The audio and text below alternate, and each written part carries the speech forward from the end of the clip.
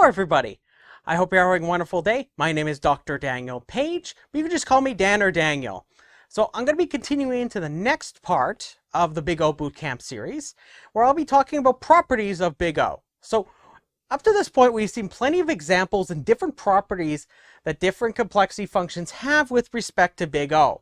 So I'm going to be giving you in this next set of videos or lessons, I'm going to be talking about general properties that Big-Oh has. So for example, if I gave you a complexity function f, I want to be able to tell you that there's some property that it has, then I can say something about it in terms of Big-Oh. This here is one example of one such thing. This is actually going to be the first thing I'm going to prove for you. But it doesn't have to look like this. It could, for example, look a little different. It, for example, could be something like I just want to know, for example, if something over here involving f is true, then it means that Big-Oh of a something involving f is also true. So we're going to be seeing how we can prove some of these claims. Of the first sort, they're very direct, but you'll notice that I cannot just invoke arbitrary functions. It can't be just like, oh, I'm just going to say that it's n or n squared or n cubed. It can't be just any one fixed function. It has to be true for any complexity function. So when I look at these properties, I'm not going to make any assumptions really other than it's a complexity function. So in this first case, you'll see that I'm just going to directly use the fact that I have this arbitrary complexity function, and then I'm just going to try invoking properties so that I can prove the claim down the line. Over here, however, you're going to see that I'm going to use properties that I know as givens. So if I tell you that if f is Big-Oh of a something, like Big-Oh of g, I'm going to use this fact in my proof. So just keep in mind the two general game plans. One that's going to be invoking, I'm given some function, and I'm going to show that it's Big-Oh of that something using properties of f in relation to whatever the result is inside the Big-Oh. Or I'm going to use premises that I'm given, and I'm going to end up getting something that's Big-Oh of a something. So anyways, that's going to be where we're going to be going. That's the general game plan. So the first example we're going to do, and this is the first property I want to talk about. Actually, it's quite literally this first property here. So the first one I'm going to show you is that Big-Oh is reflexive. So the first property I'm going to show you is that Big-Oh is reflexive. Given a complexity function,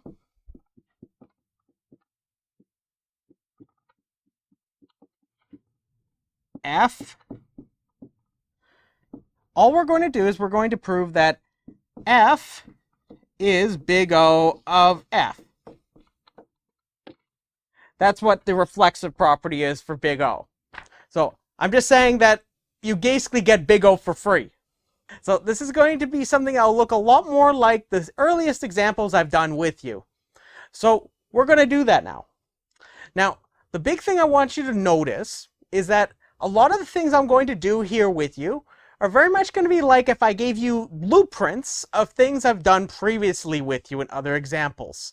So you're going to see very quickly that some of the things I'm going to do actually are reflected in some of the examples you've seen before.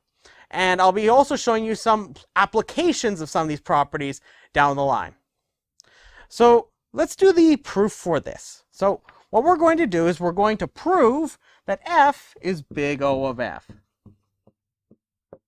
Let me just make sure I write down proof. So let's prove this. So first, I'm going to write it down once for now, but generally you're going to find that it's just going to be kind of redundant for me to write every single time. I'm just going to consider any complexity function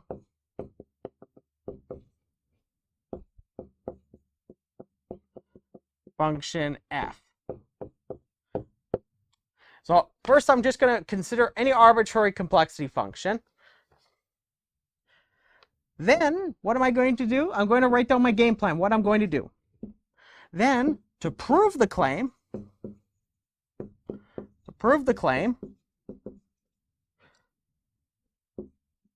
we find constants we find constants. Which are those two constants? We find C, which is a positive real number, right?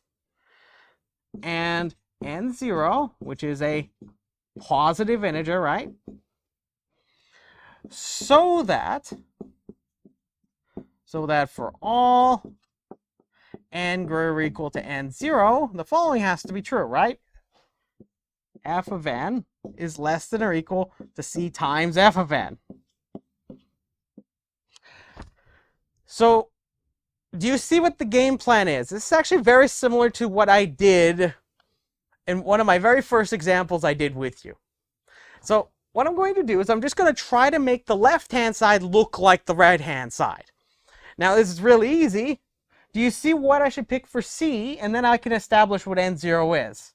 But notice, remember, I don't know what F is. I just know it's just some complexity function. So I can't just assume things about F. So you have to be very careful. So notice that if I pick C to be 1, what does this look like? It says F of n is less than or equal to 1 times F of n. What does that mean? What does that mean? Pick C is equal to 1. Then observe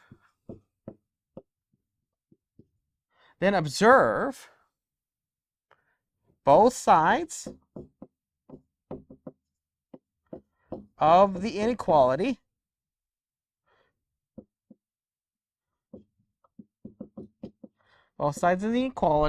are equal, implying, now this is the important part, so I've noticed this one thing. Now what does that mean? I'm going to tie that up into a bow. Implying F of n is less than or equal to F of n holds for all n greater or equal to 1, right? It has to work for every single one. So what does that mean? I'm just going to pick N0 to be what? It could be just 1, right? Select N0 is equal to 1. Therefore, by the definition of big O,